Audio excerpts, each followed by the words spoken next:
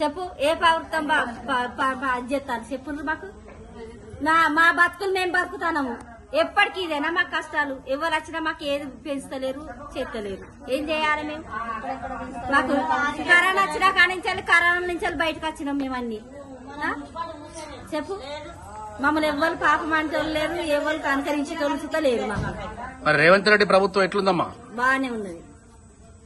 గత ప్రభుత్వం కంటే ఈ ప్రభుత్వం బాగుందా ఆ ప్రభుత్వం బాగుందా? బాగున్నది. అంటే ఏ విషయంలో బాగుందంటున్నావు? అన్ని విషయాలలో బాగానే ఉన్నది.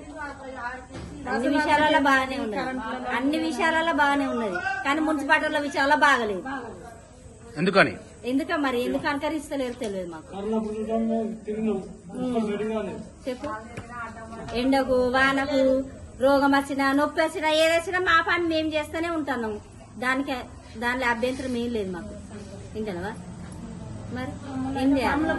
మమ్మల్ని పాపమంటే మాకు రోగాలు వస్తాయి, మాకు క్యాన్సర్ వస్తాయి, మా పేగులు ఖరాబ్ అవుతాయి, మా కిడ్నీలు ఖరాబ్ అవుతాయి. మరి మా బాధ మేము ఎవరికి చెప్పుకోవాలి చెప్పు?